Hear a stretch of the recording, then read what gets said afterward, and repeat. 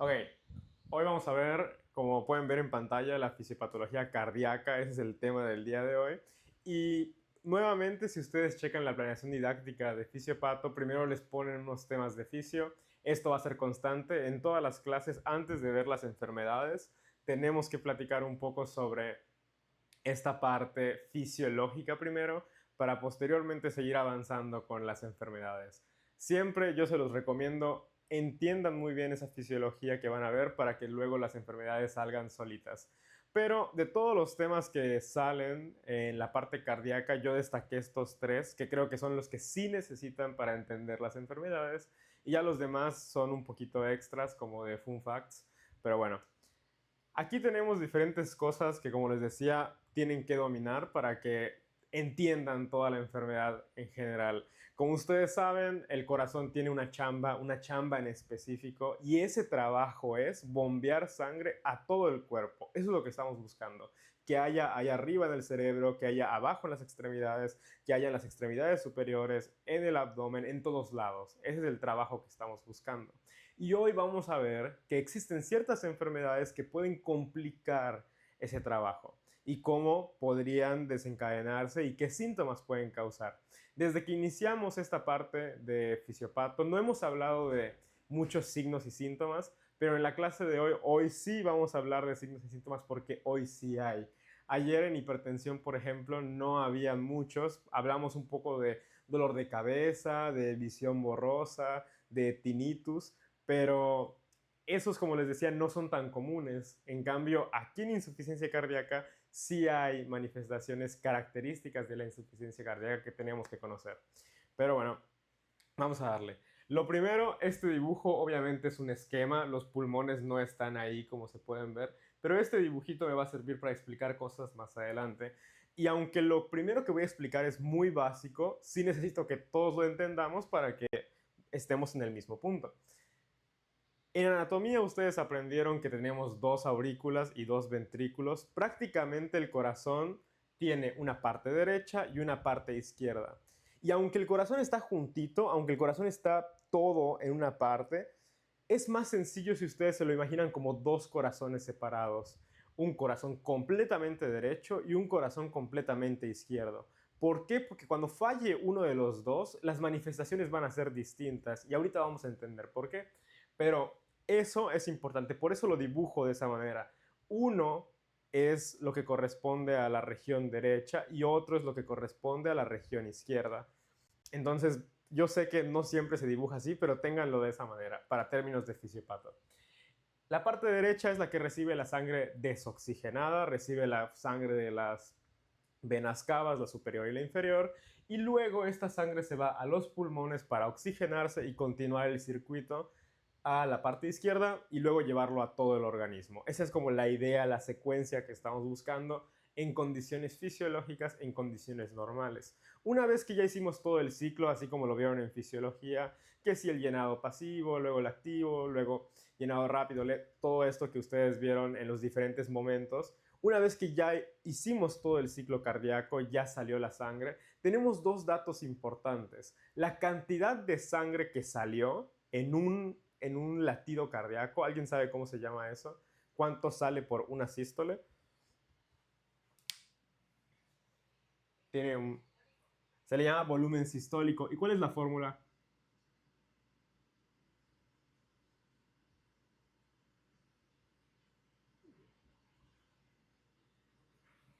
Es el volumen telediastólico menos el volumen telesistólico. Oye, Julián, no, yo jamás entendí esos nombres, Julián, no me queda claro. Bueno, es muy sencillo.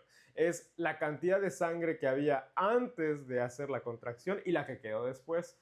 Por lo tanto, si yo tengo, por ejemplo, 100 mililitros de sangre y luego parpadeo y cuando abro solo quedan 30, entonces salieron 70 en una contracción. Eso es el volumen sistólico. ¿Cuánto sale por cada latido? Volumen telediastólico menos el volumen telesistólico. Y el otro número o el otro valor que es aún más importante, y ese sí necesito que lo recuerden importantemente, es la fracción de eyección. ¿Alguien sabe qué es la fracción de eyección? No sé si recuerdo bien, medía como que la eficiencia del latido. Ajá, pero háblame un poco más. No, no me acuerdo bien qué pasó. ¿Alguien que quiera decir su pop? Está bien. Sí. Creo que era o sea, el porcentaje que eyectaba, ¿no? Si el total del ventrículo tenía cierta cantidad, cuál fue la fracción que se eyectó y a partir de eso podíamos medir la, como que cómo estaba trabajando nuestro ventrículo. Ok, ¿y sabes, recuerdas más o menos cuánto es lo normal? Creo que era de punto 8, no sé por qué siempre tengo ese número, también en Neumo En era Neum es punto 8 la eficiencia de la respiración, 0.8. pero en cardio no es punto 8. Ok, pero fue un buen intento. La fracción de eyección es justo lo que acabas de decir. Prácticamente es un porcentaje, recuerden eso, de toda la sangre que había en el ventrículo, cuánto porcentaje de ella salió. Aquí estábamos hablando de volumen, de mililitros. Oye, ¿cuántos mililitros salieron? Aquí estamos hablando de cuánto porcentaje logró sacar el corazón. Y la fórmula es volumen telediastólico, o sea, perdón, volumen sistólico entre volumen telediastólico. En forma sencilla, de todo lo que salió, ¿cuánto es el porcentaje? O sea, ¿cuánto tenía antes? ¿Salió el 50%? ¿Salió el 10%? ¿El 20%? Así es como funciona. Y lo normal es que haya un 50% aproximadamente. Menos del 50% ya vamos a empezar a ver qué es cómo se clasifican las insuficiencias cardíacas. Pero el 50% de fracción de eyección, eso es lo normal en condiciones fisiológicas. Aproximadamente un 50% de la sangre que había. El 50% debería salir. ¿Ok? Espero que eso lo recuerden. Es un número fácil de recordar, 50%. Bien, eso es lo primero a mencionar. Esos son los números que tenemos. Ese es el circuito que manejamos. Para que el corazón funcione, también me imagino que ustedes recuerdan que hay un sistema de conducción. Un sistema de conducción que avisa a cada parte del corazón cuándo debe de contraerse. Y aunque el sistema de conducción no llega a todos lados, el corazón está tan unido y tiene uniones comunicantes que permite que rápidamente se contraiga todo al mismo tiempo. ¿Qué quiere decir eso? Que aquí llega un estímulo, por ejemplo, que avanza de aquí para acá y este avanza de aquí para acá y rápidamente las células del miocardio empiezan a comunicarse y todo el corazón se contrae de golpe. Aunque el estímulo llegue aquí primero, rápidamente se va a comunicar aquí, aquí, aquí y va a llegar a todos lados, sin importar que el estímulo no llegue. Por ejemplo, hay tejido, se me cayeron mis plumones, tristísimo. Hay tejido que hay aquí adentro, por ejemplo, y las fibras de Purkinje están por acá, a lo mejor y no llegan, pero hay uniones comunicantes que hacen que el tejido se comunique rápidamente y hagan una contracción. El mensaje que quiero dar con este punto es que el corazón está tan unido y mantiene estas uniones comunicantes que se contrae todo de forma uniforme y de forma correcta. Tiene un orden y aquí esta parte igual va a ser importante para algunas enfermedades. El circuito de conducción me imagino que lo recuerdan, pero vamos a repasarlo rápidamente. ¿Cuál es la propiedad que tiene el circuito de conducción cardíaco? ¿Qué es lo que permite que eso sea el marcapasos del corazón? ¿Cuál es la propiedad de esas células? El automatismo. El automatismo, esa capacidad que tienen esas células para iniciar una y otra vez un potencial de acción y lo pueden volver a hacer y volver a hacer y tienen este tipo de canales que les permite hacer una contracción otra vez y otra vez y otra vez. Hay dos tipos de células en el corazón. Eso es algo fundamental a recordar. Las células que conducen de conducción como si fueran carreteras y las células que contraen, o sea, las células que van al gym.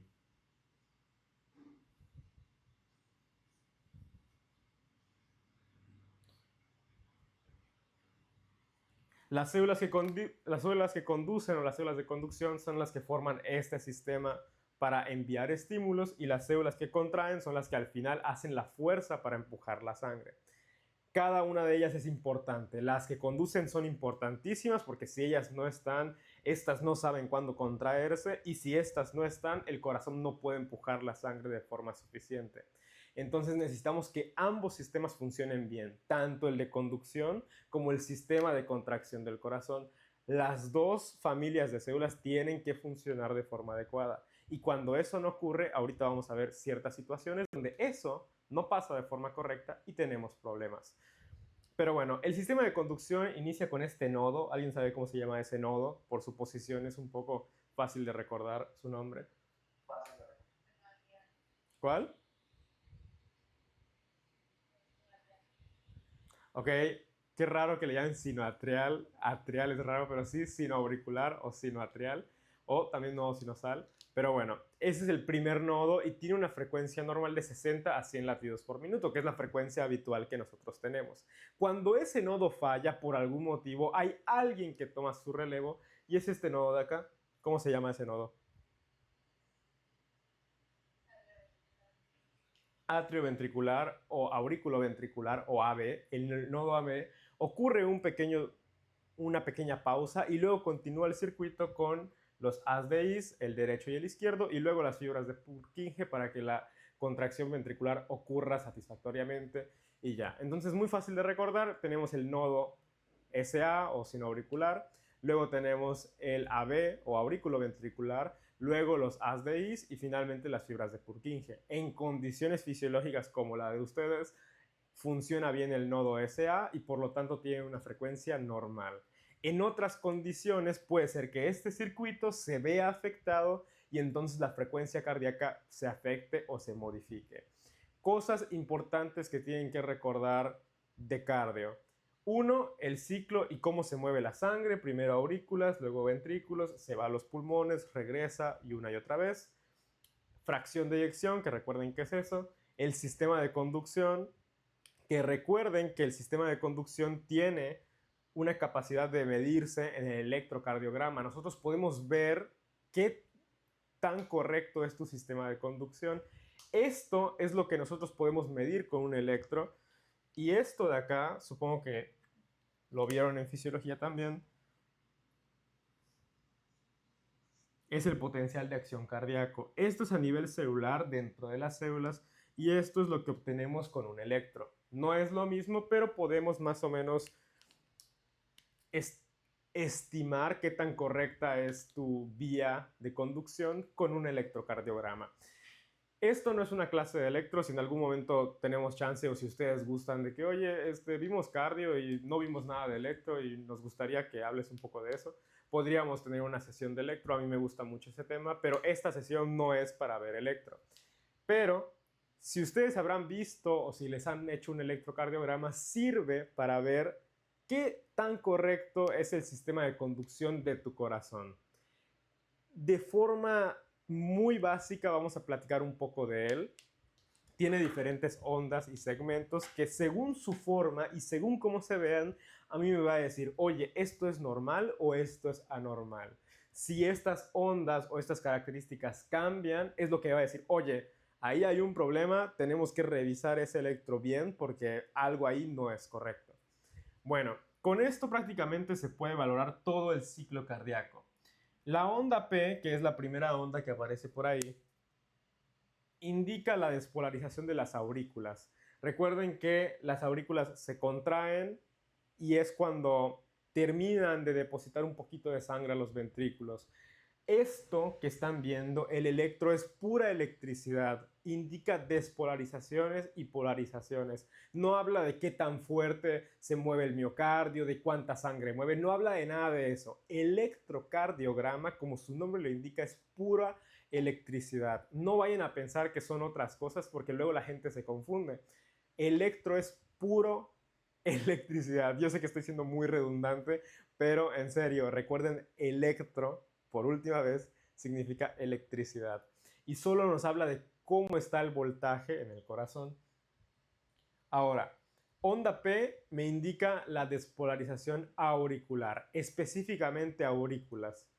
Y aunque deberíamos de tener una onda que nos muestre su repolarización, ya saben que todas las células se despolarizan y se repolarizan, así es como funciona. Justo cuando iba a aparecer una onda para ver la repolarización auricular, ¡boom!, empiezan a despolarizarse los ventrículos. Y por eso no se puede ver la repolarización auricular en el electro. No hay ni una onda, no hay ni una señal que te diga, oye, ¿sabes qué? Las aurículas ya se repolarizaron. ¿Por qué? Porque está tapado por esta otra onda enorme que te dice, oye, los ventrículos ya se están empezando a despolarizar y a esto se le llama complejo QRS. Entonces vamos en ese orden. Inicia el nodo sinusal, manda su señal y entonces las aurículas se contraen. Eso en el electro, ¿cómo se ve? Como una pequeña onda P. Luego llega el estímulo al nodo AB o aurículo ventricular y ahí hay una pausa. Si se acuerdan, en fisiología hay una pausa de un pequeño momento, de unos cuantos milisegundos, y se puede ver como una línea justo aquí. No sé si se aprecia, pero hay una línea. Está la onda P y luego hay una pequeña línea de un momentito. Eso indica la pausa del nodo auriculoventricular. Una vez que ya ocurrió esa pausa, de que la pausa ya ocurrió y continúa el camino, entonces sigue la despolarización de los ventrículos. Y eso se representa con el QRS, que me indica que los ventrículos se están contrayendo, se están despolarizando. Y después, una vez que ya se despolarizaron, hay una última onda, que es esta onda de aquí, que se llama onda T, que indica que los ventrículos se están repolarizando. ¿Qué quiere decir eso?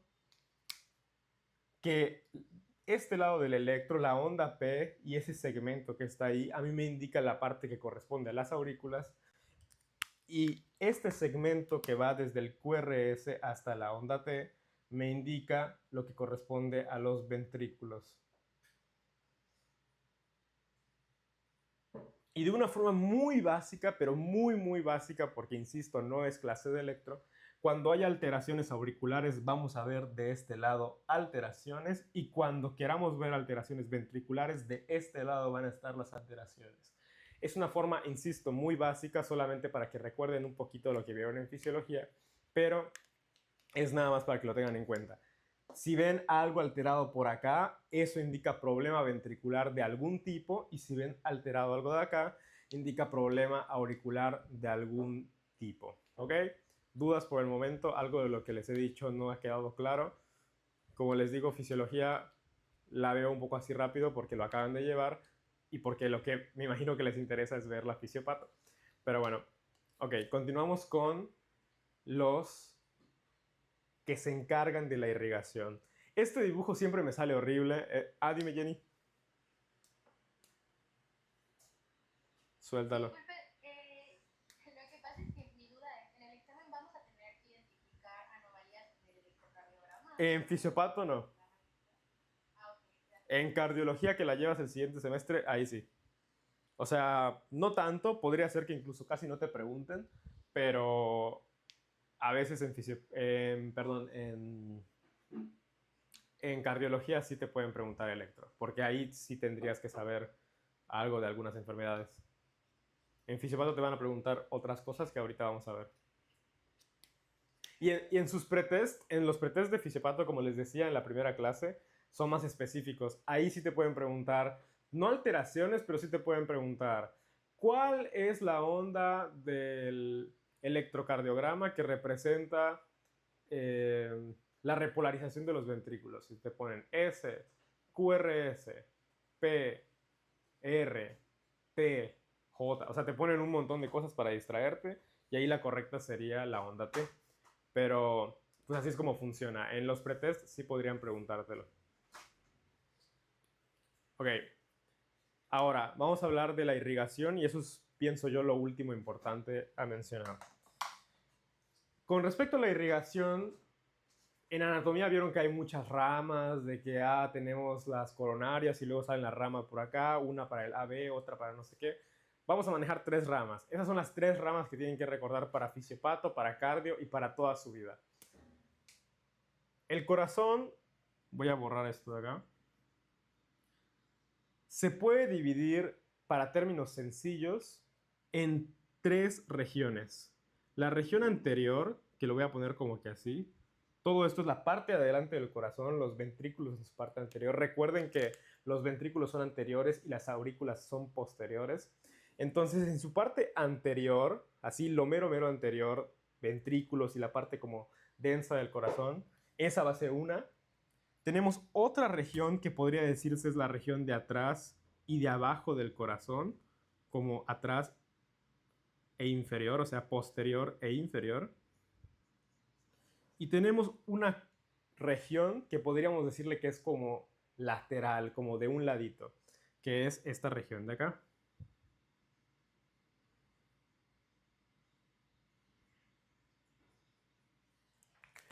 En la mayoría de las personas, la irrigación funciona del siguiente modo. Esta región anterior, todo esto que está de color morado, está irrigado por una arteria que se llama descendente anterior. Anterior. Esto, que es la región lateral, está irrigado por la circunfleja.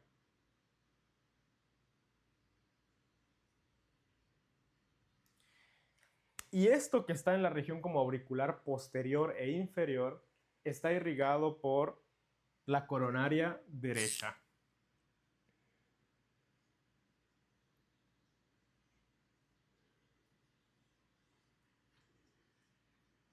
Y ustedes dirán, oye Julián, ¿y para qué quiero aprenderme eso? ¿Por qué? Porque cuando tú hagas, por ejemplo, un estudio, supongamos que haces un ultrasonido del corazón y oye, te das cuenta que la región de abajo del corazón está dañada, tiene como isquemia, con poca sangre, está como débil, por así decirlo. Tú ya te puedes empezar a imaginar, seguramente es la coronaria derecha que está tapada y es lo que está causando esa alteración. O si tú ves que la parte lateral está dañada, que esa región lateral que tengo por aquí es la que está dañada, dices, hay que intervenir rápidamente la circunfleja porque seguramente esa es la que está dañada. O si tú ves que la parte anterior del corazón, la mera parte anterior del corazón tiene un problema, está débil, está lenta, dices, ¿sabes qué? Hay que revisar la descendente anterior porque a lo mejor y está tapada y nos está dando un problema. Entonces, para eso sirve conocer estas tres arterias, la descendente anterior, la circunfleja y la coronaria derecha. Las primeras dos son ramas de la coronaria izquierda. Entonces les pregunto, si yo, por ejemplo, reviso un corazón y me doy cuenta que la parte de las aurículas y la parte inferior está dañada, ¿qué arteria deberíamos sospechar y deberíamos decir, a lo mejor hay que destapar esa arteria? ¿Cuál podría ser? La coronaria derecha. La coronaria derecha, ahí creo que todos estamos claros con esa parte. Pero ¿qué pasa si yo veo y está específicamente afectada la parte lateral del corazón? Esa parte como de un costadito que les decía. La circunfleja. Y si la parte anterior está alterada. Ok, ¿y qué pasaría si está alterada tanto la parte anterior tanto la parte anterior como la parte lateral? ¿Qué estaría alterado ahí? La coronaria izquierda. Eso quiere decir que el problema está antes. O sea, el problema no está específicamente en la circunfleja ni tampoco en la en la descendente anterior, sino el problema está antes, está en la coronaria izquierda. Entonces, así es como funciona esa parte. Eso lo van a ver probablemente a más detalle en cardio. Pero para fisiopatos sí es importante que recuerden esas arterias. Las tres arterias principales por cualquier cosa, por si se las preguntan, yo qué sé. Pero esas tres arterias son las necesarias a conocer en cardio. No hace falta que sepan, pero es que luego la circunfleja se divide. No hace falta. Por último, un detalle súper importante para términos de cardio es que la irrigación del miocardio, recuerden, el miocardio es el tejido que se contrae, ese tejido contráctil del corazón, ocurre específicamente en diástole, ¿ok? Cuando el corazón está contraído, cuando está haciendo la contracción, no está llegando sangre al miocardio. Tiene que estar relajado el miocardio para que la sangre pueda entrar. Recuerden, es un sistema de presiones, gradiente de presión. Si yo estoy contraído haciendo fuerza, la sangre no va a entrar porque estoy haciendo fuerza. En el momento en el que me relajo y dejo que la sangre pueda avanzar, ahí se irriga el miocardio. Recuerden eso porque también nos va a servir para ahorita. ¿Dudas con fisiología? Hoy sí no me quise enfocar tanto en esto para que nos podamos enfocar bien acá. Pero bueno, ¿dudas con algo de fisio? Perfecto, ahora sí vamos a la parte interesante, a la parte bonita. Tenemos hoy 3 patologías. No sé si ustedes les pidieron arritmias. Según yo, ese tema ya lo mataron porque creo que era un poco complicado. Pero este lo vamos a ver no tan profundo, solo lo vamos a mencionar por si se los regresan. Pero estos dos casi siempre se repiten sin importar el semestre porque son muy importantes. Entonces vamos a hablar de insuficiencia cardíaca, vamos a hablar hoy también de cardiopatía isquémica y de arritmias. Cada una de ellas son enfermedades distintas. Ojo, insuficiencia cardíaca no es un sinónimo de cardiopatía isquémica y no es un sinónimo de arritmias, son entidades completamente diferentes. Oye, Julián, ¿y si yo tengo insuficiencia cardíaca, puedo tener arritmias? Sí. Oye, ¿y si yo tengo arritmias, puedo tener cardiopatía isquémica? También. ¿Pueden estar todas al mismo tiempo? Sí, así es la medicina, se pueden combinar, pero no significa que sean lo mismo. Cada una es una enfermedad diferente. Como todas las enfermedades que ustedes vieron, insuficiencia significa incapacidad. ¿Qué creen que signifique eso en contextos del corazón? ¿Qué piensan que pueda significar que el corazón sea insuficiente? Que no está dando bombear la sangre. Mande.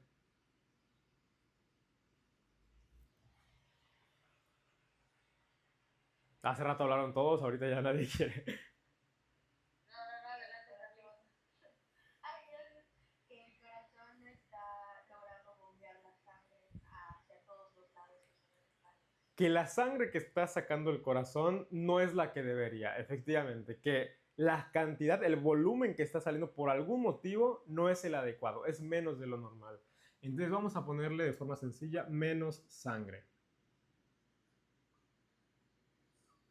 O sea, no significa que tenga menos sangre la persona, simplemente que el corazón por algún motivo no está sacando la cantidad que debería. Ahora, la insuficiencia cardíaca va a tener ciertos signos y síntomas, va a tener ciertas causas, pero antes de eso vamos a hablar de cómo se clasifica. El problema se puede clasificar según el tipo de insuficiencia cardíaca, según la fracción de eyección, y puede ser insuficiencia diastólica e insuficiencia sistólica. Pero como ya estamos en fisiopato, en estas partes me gusta mucho preguntarle a ustedes qué es lo que piensan y qué creen que sea una insuficiencia cardíaca diastólica y qué creen que sea una sistólica, según por el nombre. Podría ser, por ejemplo, que en el caso de la sistólica, bueno, por lo que estoy viendo en el dibujito, tal vez no haya tanta fuerza en los ventrículos para inyectar la suficiente cantidad de sangre. Y en la diastólica puede ser que, igual por lo que estoy viendo en el dibujo, las paredes están engrosadas y no logren inyectar la suficiente cantidad de sangre. Me encanta que hayas entendido el dibujo, qué bueno que se entendió. Efectivamente, ese es el problema, por eso lo dibujé así como pude, qué bueno que sí se logra entender. El problema es ese. En el diastólico, el problema está en la diástole. ¿Qué ocurre en la diástole, Julián? En la diástole los ventrículos se llenan, los ventrículos agarran sangre. Insuficiencia diastólica es que los ventrículos están tan duros, tan rígidos, que la sangre sí entra, pero no es suficiente. Por eso el problema ahí es la diástole. El corazón puede hacer fuerza, puede contraer y empujar a todos lados, pero el problema ahí es que no se llena de forma adecuada. Y en el otro escenario, en la insuficiencia sistólica, el corazón no tiene problemas en la diástole, se llena a todo dar. El corazón se llena hasta donde tú quieras. El problema es que cuando quiere empujar la sangre, no puede, no tiene el músculo necesario para empujar. Y entonces a esta de aquí, ya actualmente, en los artículos actuales, cuando ustedes lleven cardio, se le llama insuficiencia cardíaca con fracción de eyección preservada. ¿Por qué? Porque la fracción de eyección ahí no se perjudica. El corazón empuja bien y hace su chamba bien, solo que no se llena. y se le llama insuficiencia cardíaca con fracción de eyección preservada. ¿Qué significa eso? Que tiene un 50% de fracción de eyección. Oye, Julián, ¿y si tiene un 50% de fracción de eyección, por qué tiene insuficiencia cardíaca? Y les pregunto, ¿por qué la tiene? Si tiene 50% de fracción de eyección.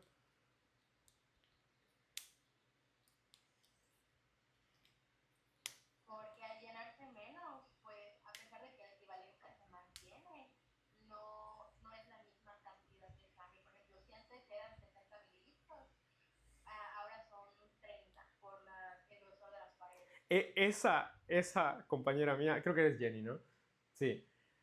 Eso es la fisiopato. Ese es el ejercicio que tienen que hacer con su profesor a lo largo del curso y créanme que les va a ir muy bien. Empezar a pensar como, pues es que aunque tú saques, por ejemplo, 50%, ¿qué tal si ese 50% son 10 mililitros y solo estoy sacando 5?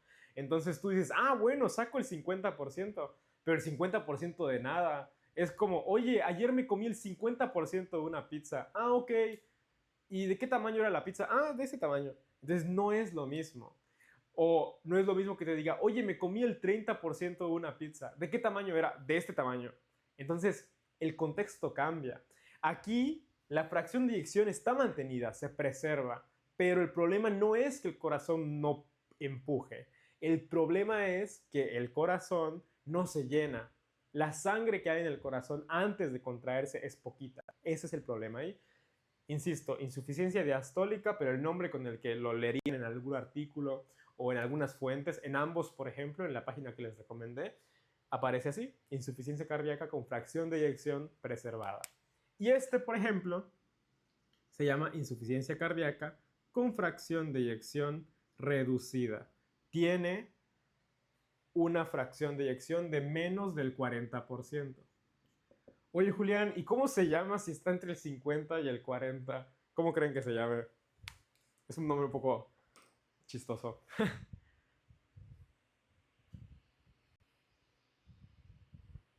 3 segundos. 3, 2.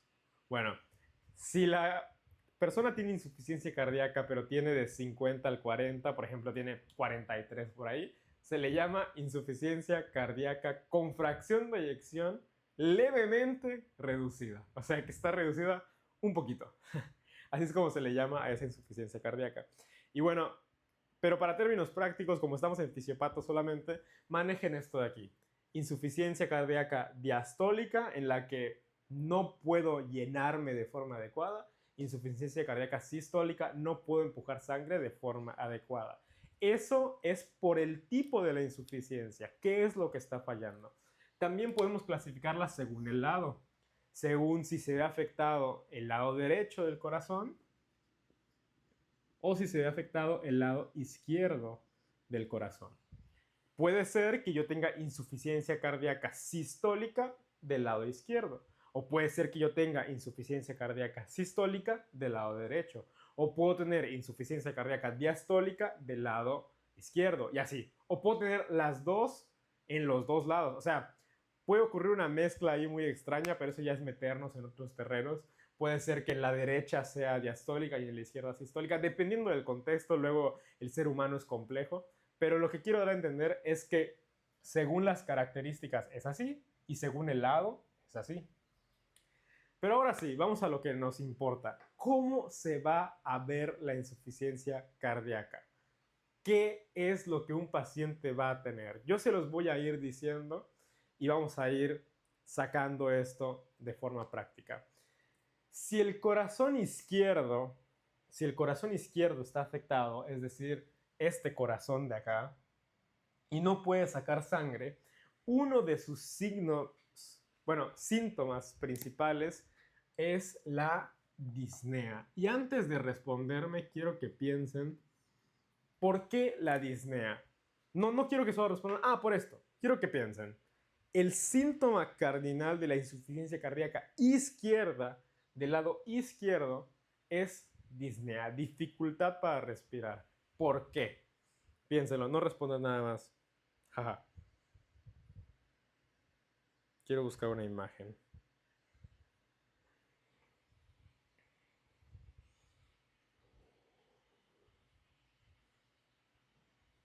Ok, ya están listos.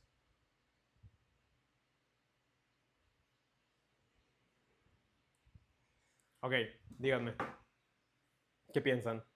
¿Alguien que quiera decir algo? El problema está en el corazón. ¿Por qué Disney? Ah, perdón, dale.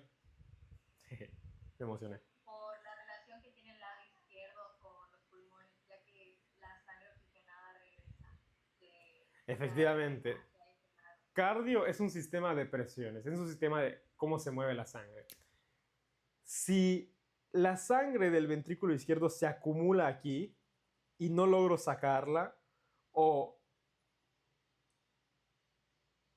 el ventrículo izquierdo está tan gordo que no logro llenarlo, entonces la sangre de la aurícula derecha retrocede. Bueno, no es como que retroceda, pero no logra avanzar. Y si la sangre de la aurícula izquierda no logra avanzar, adivinen dónde se va esa sangre. Efectivamente, se va a los pulmones y empieza a infiltrar los alvéolos. Y entonces causa disnea. Oye, ¿eso significa que están infectados los pulmones? No, solamente los pulmones se llenan de agua, por así decirlo, se llenan un poquito de plasma por momentos, porque el corazón está justamente eh, batallando para sacar esa sangre. Y les pregunto, ¿cuándo creen que es peor? ¿Cuando esa persona está parada o cuando esa persona está acostada? ¿Y por qué? ¿Por qué será?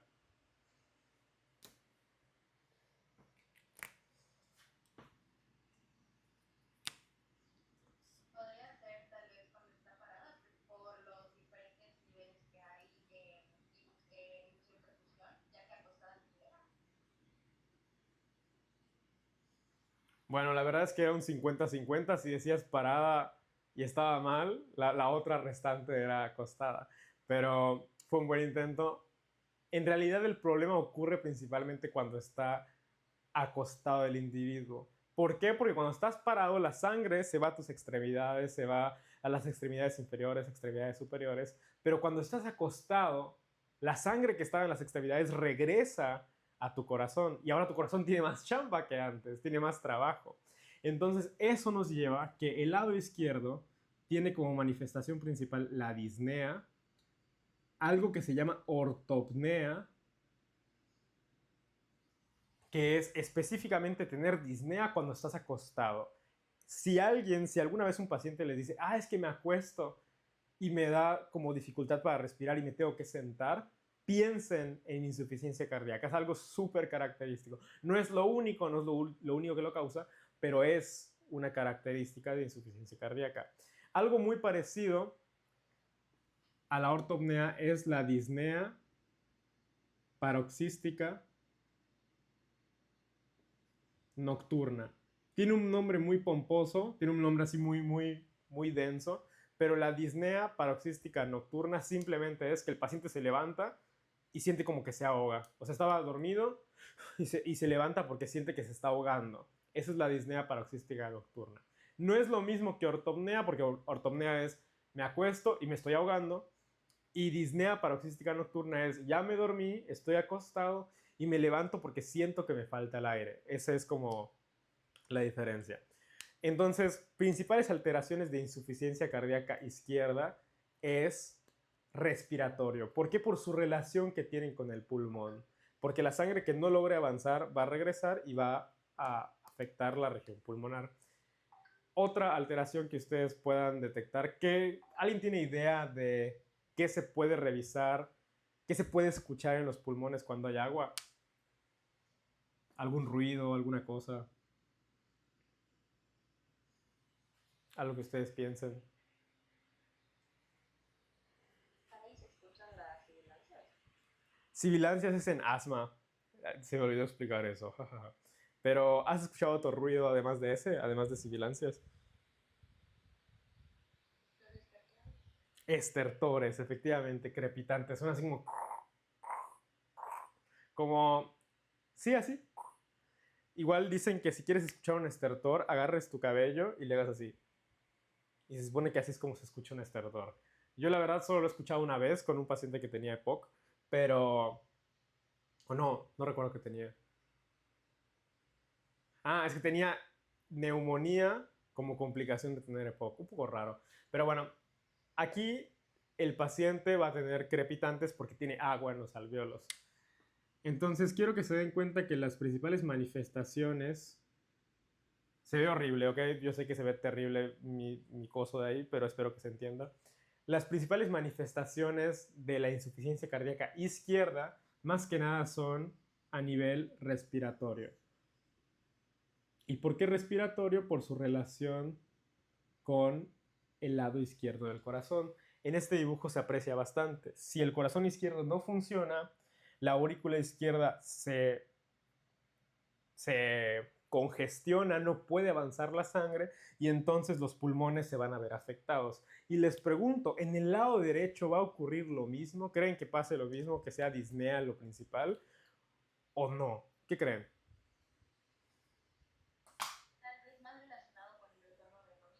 Va a estar relacionado con otras partes. Aquí las alteraciones no van a ser tan respiratorias, pero ¿qué tengo debajo del corazón? ¿Qué hay justo por debajo en la parte derecha? Debajo de la parte derecha.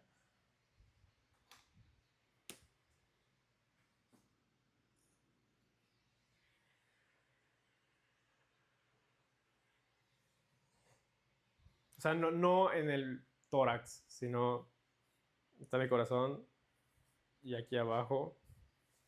Bueno, no sé. Debajo del corazón de la parte derecha. Ah, bueno, alguien iba a decir algo. Creo que Ana, mi amiga Ana. El hígado, efectivamente. Entonces, cuando hay insuficiencia cardíaca derecha, la sangre no puede avanzar desde este ventrículo. Este ventrículo no logra sacar su sangre. Por lo tanto, esta aurícula se congestiona, se llena de sangre, hace presión. Y entonces la sangre que está en las cavas superiores y en las cavas inferiores, o sea, en la cava superior y en la cava inferior, se congestiona.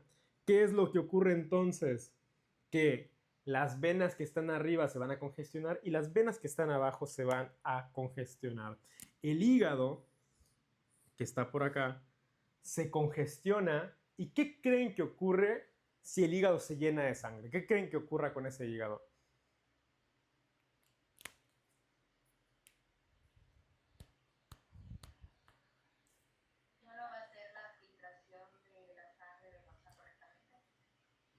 Es que no es tanto en sus propiedades. El hígado puede seguir funcionando un rato más. Pero, ¿qué creen que ocurra con su tamaño?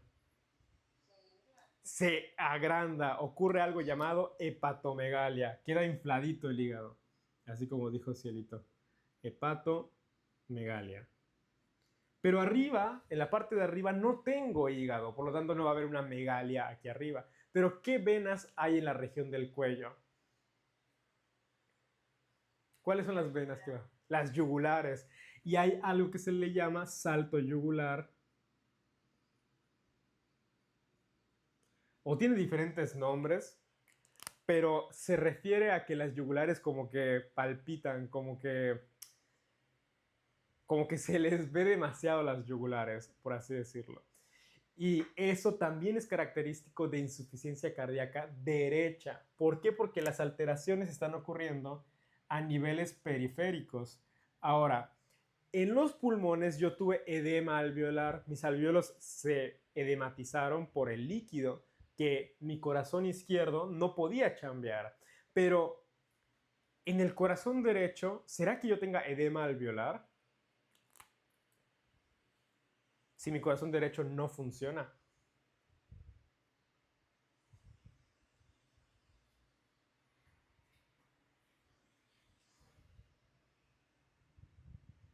Pues yo diría que no, porque se supone que no está llegando la sangre suficiente. Entonces, ¿cómo vas a decir que se va a llenar de algo si no está llegando? Exactamente, o sea, los pulmones ahí ni se enteran, los pulmones están como, ok, o sea, no, nada que ver, no están teniendo problema. Pero, ¿será que haya edema en algún otro lado del cuerpo por la insuficiencia cardíaca?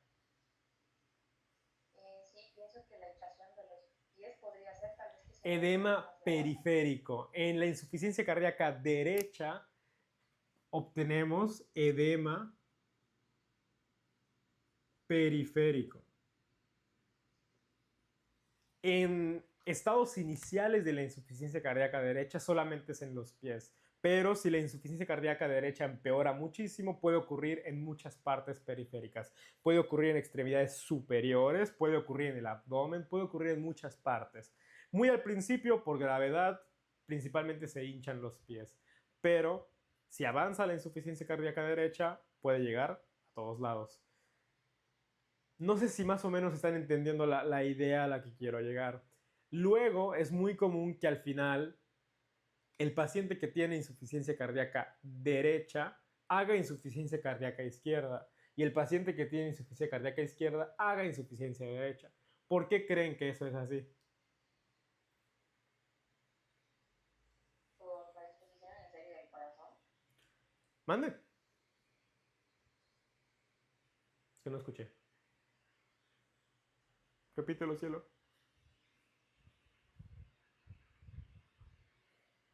Espera, es que cielo ya había dicho algo. Y creo que estaba bien, pero no lo escuché. Por la disposición en serie. Efectivamente. El corazón de un lado afecta al otro. Porque al final del día, aunque estén separados como se los mostré en este dibujo, tienen esa, o sea, un flujo lleva al otro. El corazón tiene que llevar la sangre al otro corazón. Entonces, si el otro corazón está fallando, eventualmente también va a empezar a fallar. Eventualmente, en algún momento de la historia, van a ocurrir ambas. ¿Qué quiere decir eso? Que en la insuficiencia cardíaca canónica, en un paciente con insuficiencia cardíaca, es común encontrar todo. ¿Por qué? Porque es habitual que cuando te falla el corazón, te fallen los dos lados. Entonces, ¿cuáles son las manifestaciones de insuficiencia cardíaca? Todas esas que están ahí. Disnea al hacer alguna actividad, estoy avanzando, trabajando y empiezo a sentir que me falta el aire.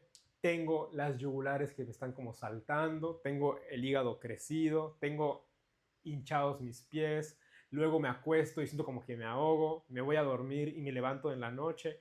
Todo eso es un reflejo de insuficiencia cardíaca.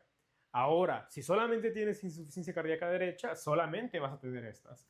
Si solamente tienes insuficiencia izquierda, solamente vas a tener estas. Pero en algún momento de la historia van a ver todas esas que están ahí, porque como dijo Cielo, el corazón está conectado de algún modo y en algún momento van a ver las dos alteraciones, las izquierdas y las derechas. ¿Tienen dudas con algo de insuficiencia cardíaca?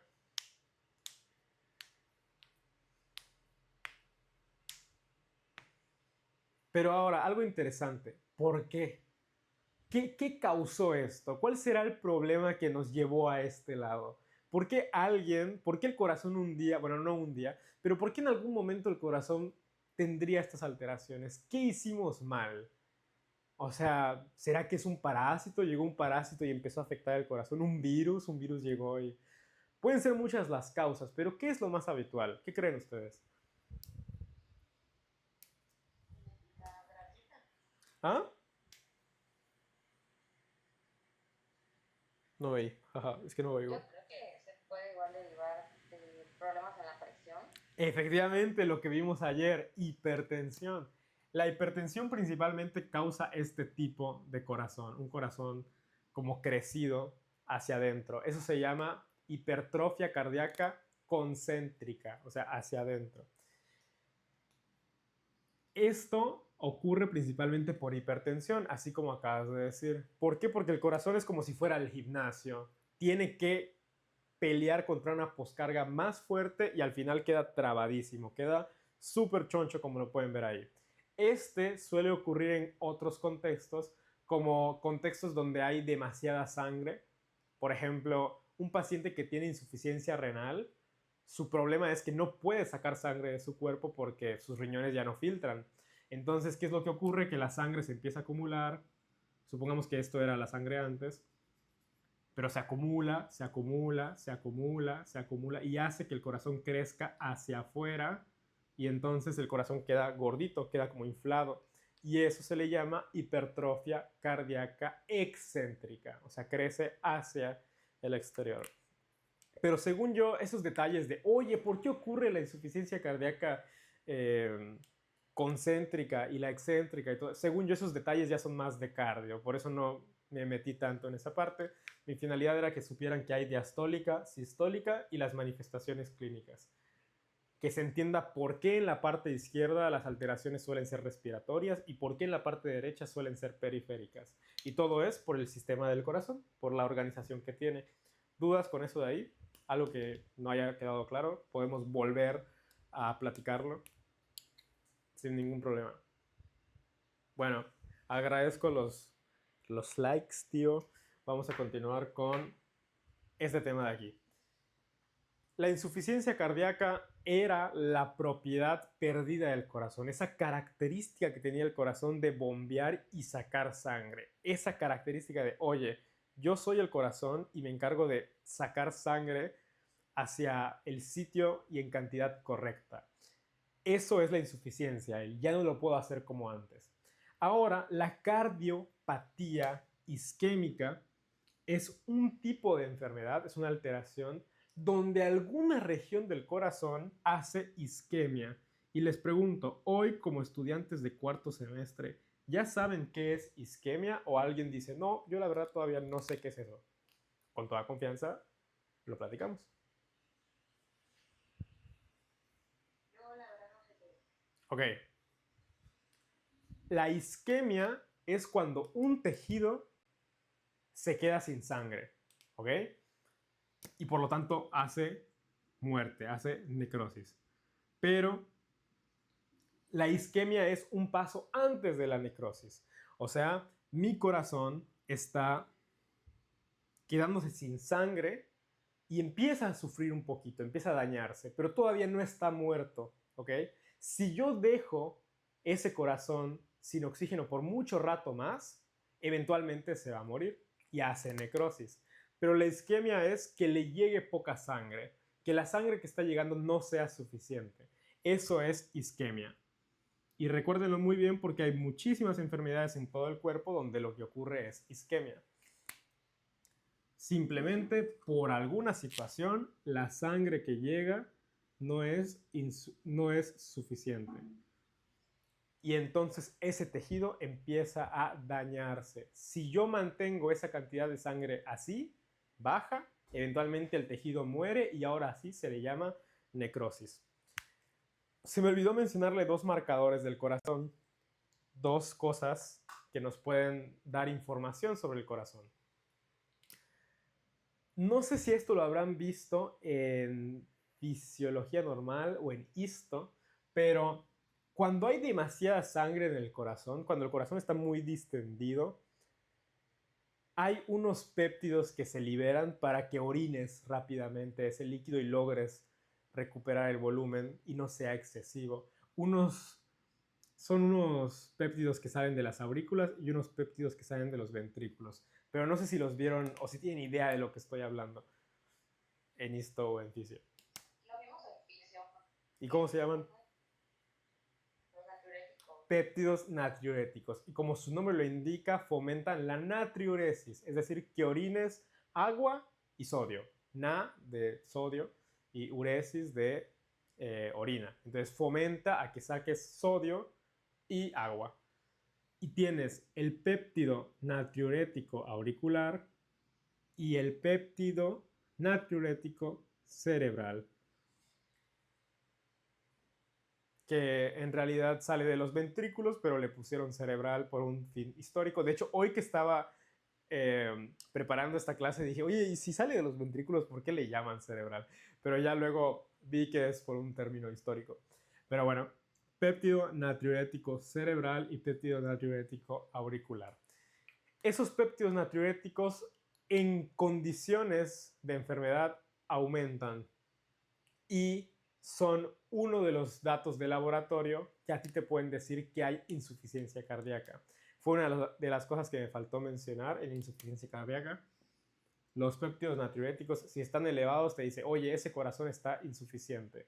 Te indica que están elevados porque ya intenté orinar y simplemente no lo orina, no logra hacer el corazón la chamba. Sigue liberando péptidos natriuréticos porque está congestionado, está lleno de de sangre a ese corazón y sigue enviando péptidos natriuréticos.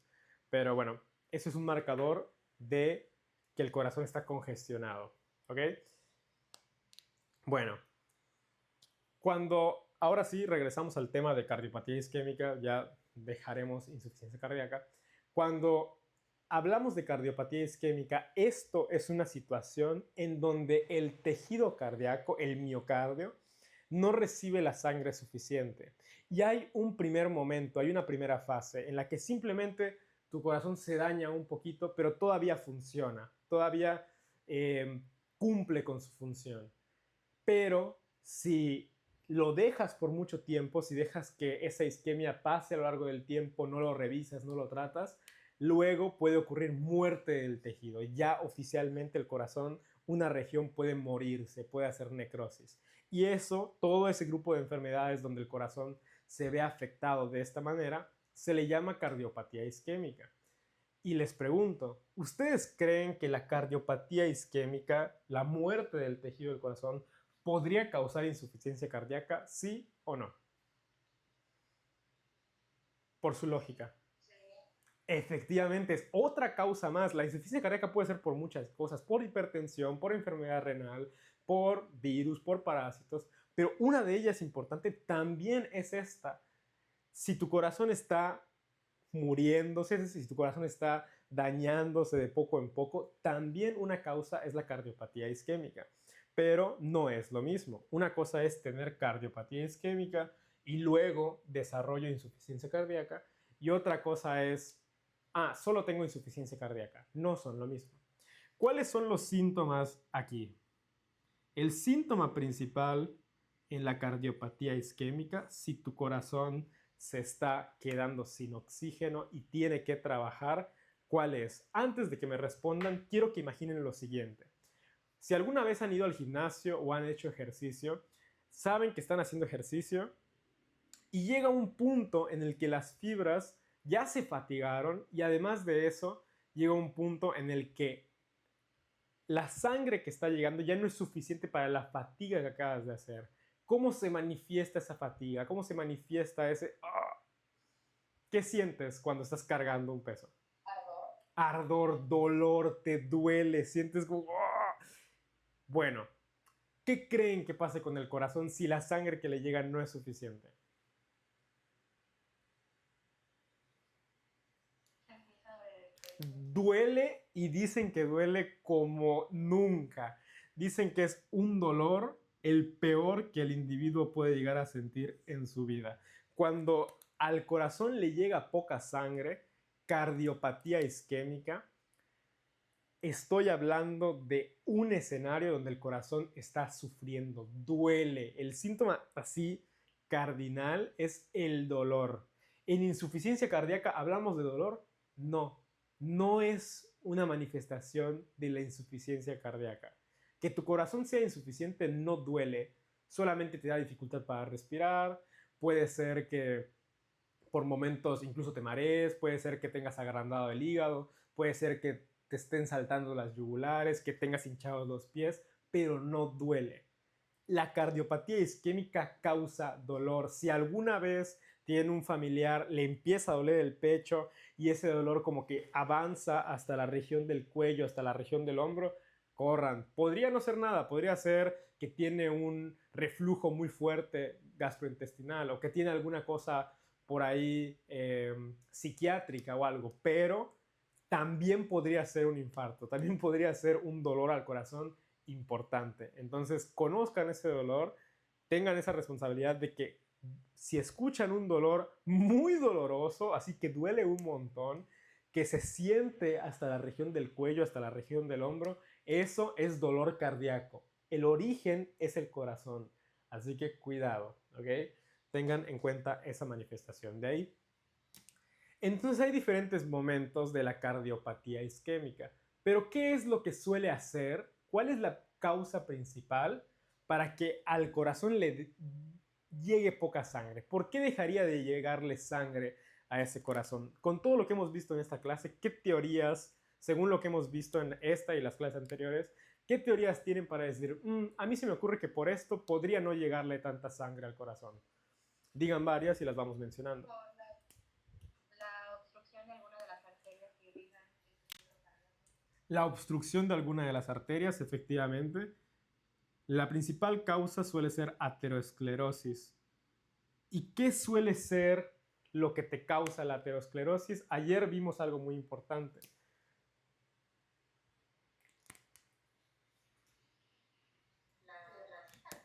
¿La qué? Perdón si les pido que repitan, es que a veces no los escucho con mi compu. Lo siento. ¿Pero qué? No escuché.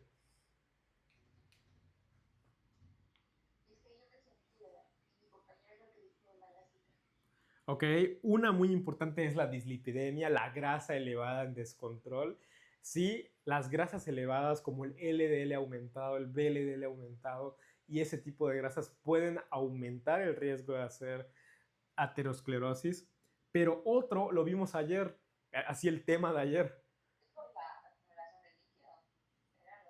¿De qué? ¿Acumulación de qué? No, pero ayer vimos un tema.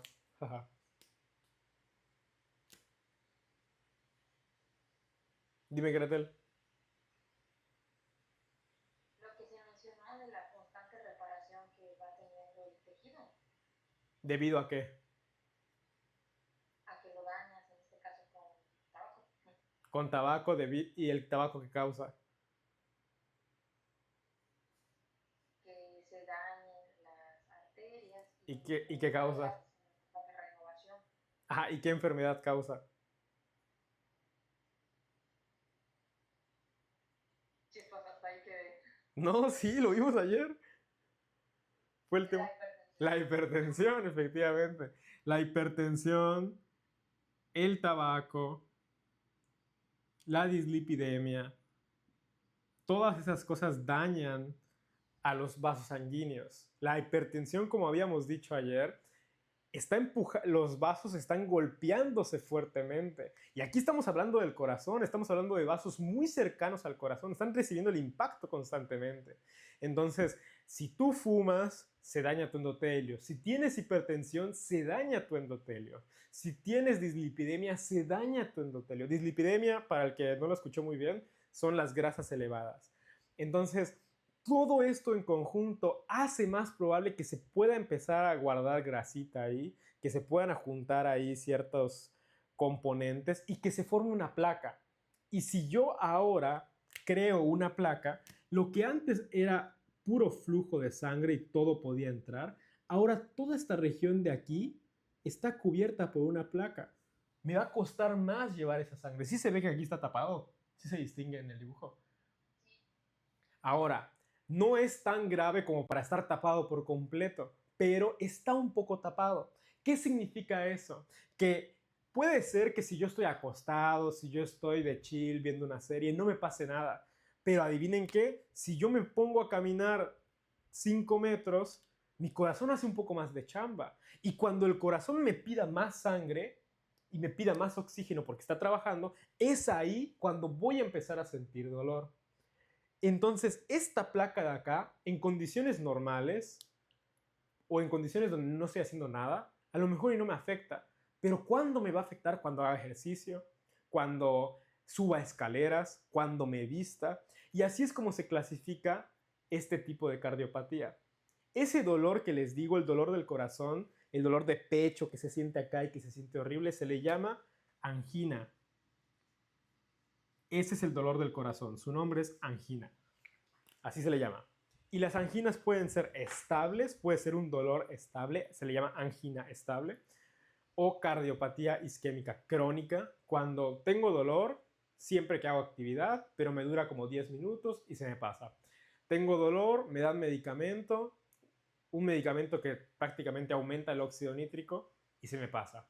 O estoy caminando por la calle, me empieza a dar dolor, pero me siento un ratito y se me pasa. Eso es angina estable. ¿Por qué estable, Julián? Porque siempre es el mismo dolor, siempre es la misma intensidad, dura siempre lo mismo de tiempo, ocurre bajo el mismo estímulo siempre y es estable en ese sentido. ¿Qué es lo que ocurre? que va a llegar un punto en el que si no tratas esa angina estable, adivinen cómo se le va a llamar, va a cambiar de nombre. Va a dejar de ser estable y se le va a llamar angina inestable, efectivamente. Deja de ser estable esta angina. ¿Y qué ocurre ahí? Duele más. Cualquier cosita, cualquier cosa que hagas estimula tu dolor. Aunque tomes el medicamento que aumenta el óxido nítrico, ya no se pasa el dolor. Y eso podría llevarte a infarto, a muerte, a necrosis. Isquemia solamente es que tengas el dolor y que esté un poquito dañado. Pero infarto, que se haya hecho necrosis, significa que ya murió tejido. Isquemia es, estoy un poco débil, brother, no me llega sangre.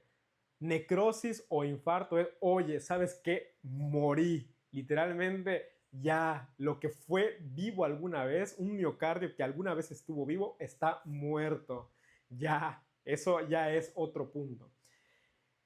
Entonces, no hace falta que nos metamos en muchos detalles de cardio porque eso directamente no se los preguntan, pero la angina, la obstrucción del flujo en el corazón puede ser estable cuando está un poquito tapado, pero conforme pasa el tiempo se puede tapar más o se puede romper esta placa y si se rompe esta placa ocurre un problemón acá que tapa completamente la circulación y entonces también causa esto de angina inestable. Ya sea que simplemente la tapa crezca o que se rompa y haga un caos, en ese momento se convierte en una angina inestable, porque te va a dar más dolor, porque te va a hacer sentir peor, porque ya no se va a curar tan fácil, va a ser un problema. Y adivinen qué, eso es una urgencia. Si alguien tiene un dolor de pecho peor que el que tenía antes, que ya no se cura, que ya no mejora con el reposo, que ya no funciona con nada, hay que correr a urgencias porque esa cosa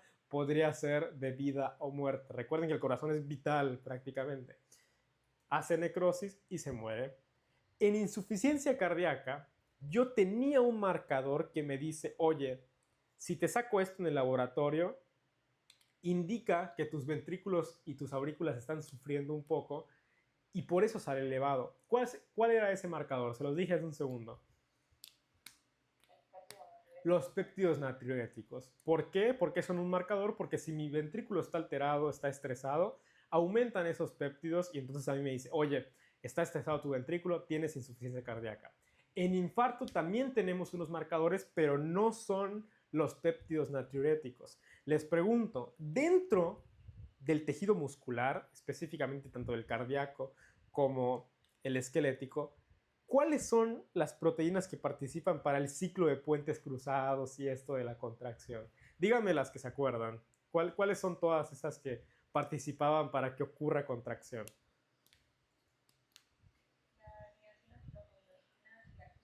La actina, la miosina, tropomiosina, ¿qué otra?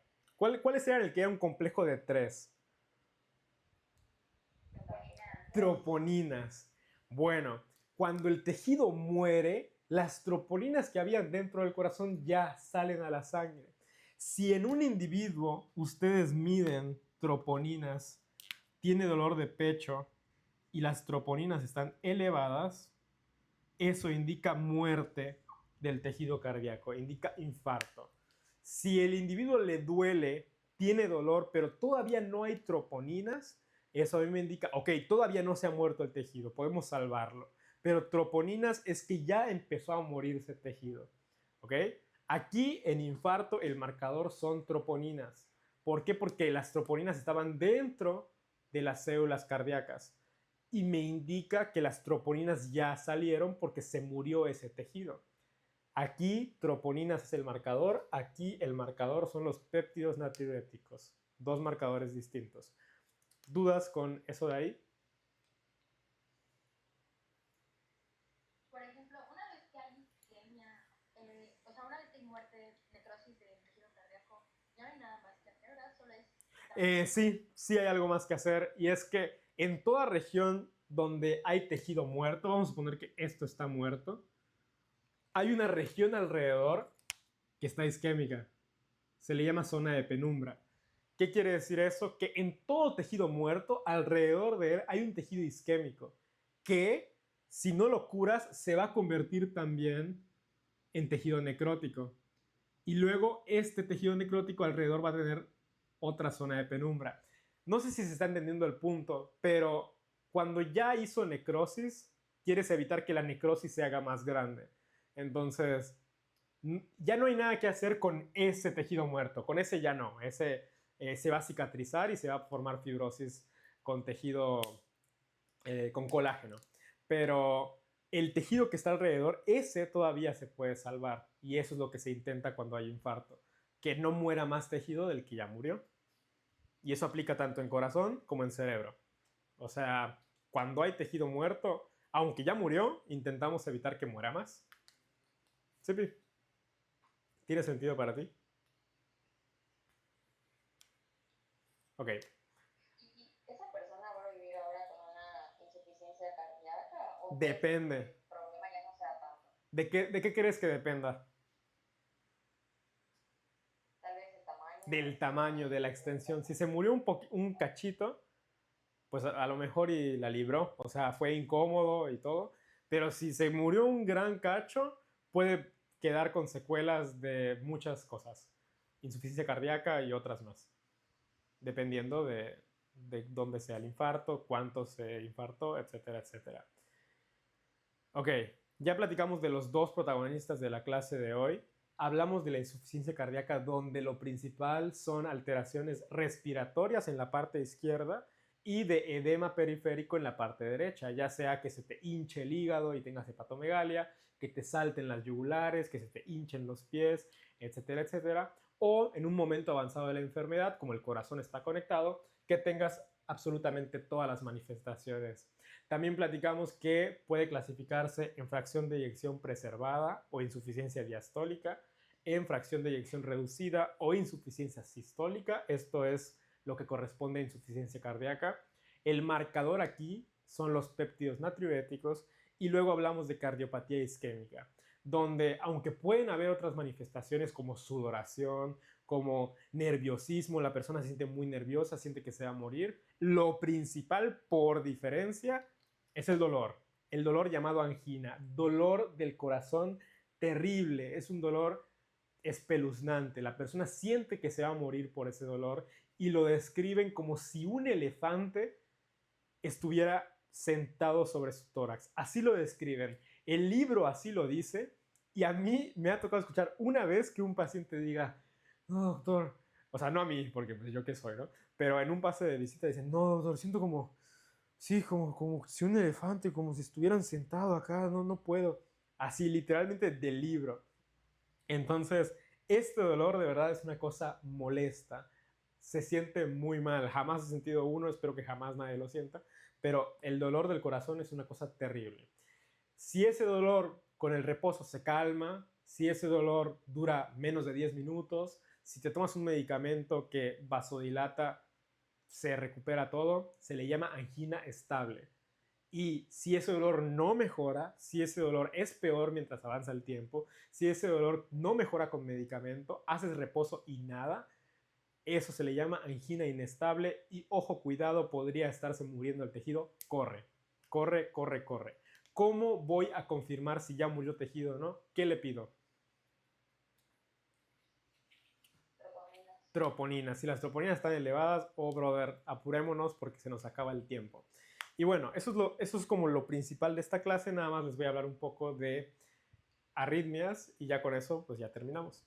Pero bueno, lo principal era que conocieran estas dos enfermedades que son, para algunos les suele costar un poco cardio porque como que no se entiende por qué la parte izquierda causa unas cosas y por qué la derecha causa otras, pero es un juego de física. Si ustedes entienden de que, bueno, si yo tengo el líquido aquí y este líquido regresa y este líquido, es como mangueras, jugar con mangueras en este caso y arterias y cosas así. Espero que se entienda. Ahora, ¿por qué la isquemia mata? ¿Por qué la isquemia termina causando, perdón, por qué la necrosis mata? ¿Por qué el infarto de tu corazón es un problema? El dolor no es lo que te mata. La persona le puede doler muchísimo, pero podría no ocurrir nada. Es como una fractura. La fractura duele un montón, pero si se te fractura el húmero, podría no matarte, podría hacer que no ocurra nada. El dolor no es la causa de la muerte.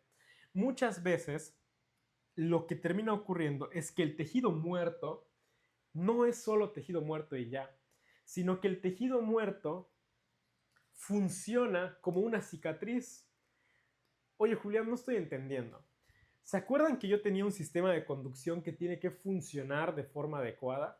Si yo ahorita a este sistema de conducción, por ejemplo, se me infarta esta región, ya no voy a poder conducir de forma adecuada como lo hacía antes.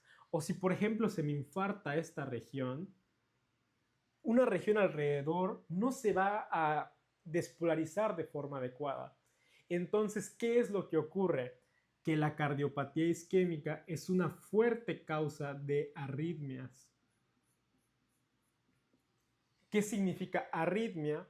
Es, como su nombre lo indica, una frecuencia cardíaca sin ritmo, es una despolarización descontrolada y el corazón debería de contraerse de forma adecuada, de forma regulada y correcta. Si nosotros modificamos el ritmo normal que tiene el corazón, entonces eso va a ser un problema. Y a grandes rasgos hay dos tipos de arritmias, las bradiarritmias y las taquiarritmias. ¿A qué le suena cada una? En la brady el ritmo es irregular pero distanciado, o sea, espaciado, lento. Lento, efectivamente. Y en la taquiarritmia, al contrario, es rápido. Es rápido, efectivamente. Y entonces, ¿por qué serán un problema? Las dos son un problema, pero ¿por qué serán ambas un problema? ¿Por qué la bradiarritmia será un problema y por qué la taquiarritmia será un problema? Porque, por ejemplo, en la taquiarritmia no hay tiempo de que los ventrículos se llenen por completo, ¿no? Entonces ya es un problema de que podría llevar, o sea, algún tipo de sufrimiento ya que no se bombea. Y, por ejemplo, en la brady sería que tal vez se llene de más y no puede empujarse por completo. Tarda mucho en empujarse. Es como, ya estoy listo, ya, estoy esperando, ya tengo la sangre lista, ya está todo listo, pero todavía no ha llegado la señal y entonces tarda más tiempo en salir la sangre del que debería. Y en la taquiarritmia, los ventrículos no han terminado de llenarse y boom, ya se volvieron a contraer. No han terminado de llenarse y boom, otra contracción y otra y otra y otra. Wow, no sé qué pasó con mi cámara. Pero bueno, eso es lo que tienen que rescatar de las arritmias de forma muy básica. Hay taquiarritmias que hacen que los ventrículos latan rápido, fuera de ritmo pero rápido, y eso es un problema porque no han terminado de llenarse. Y hay bradiarritmias donde hacen que la frecuencia sea más lenta, con un ritmo irregular, pero eso indica de que, oye, ya se llenó el ventrículo y todavía no se contrae porque no tiene un ritmo correcto.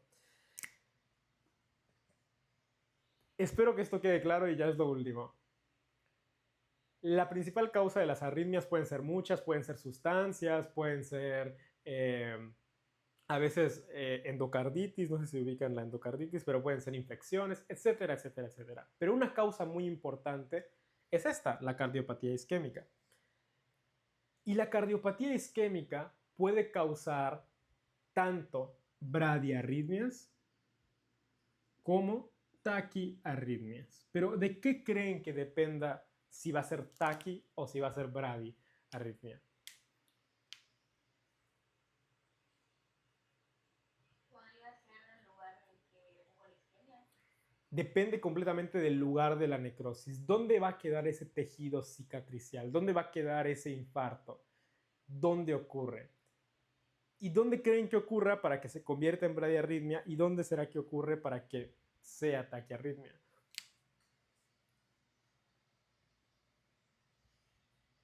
En verdad, y desde el nodo cerebral.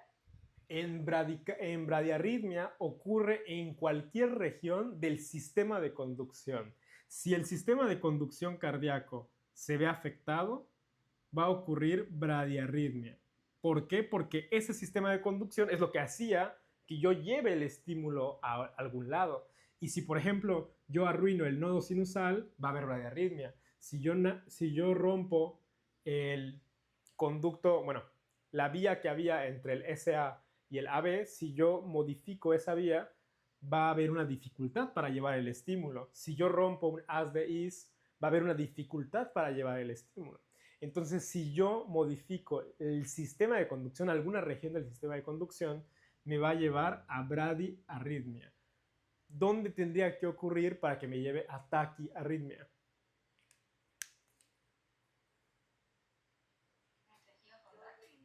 En cualquier región del miocardio, en tejido contráctil. ¿Por qué? Porque esta región, todas las regiones se contraen, pero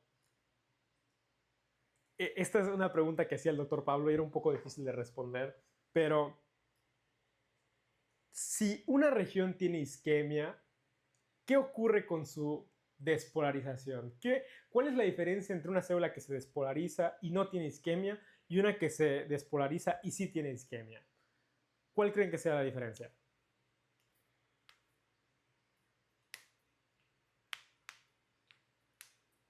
El periodo de repolarización. Ajá, ¿qué cambia en cada una de ellas?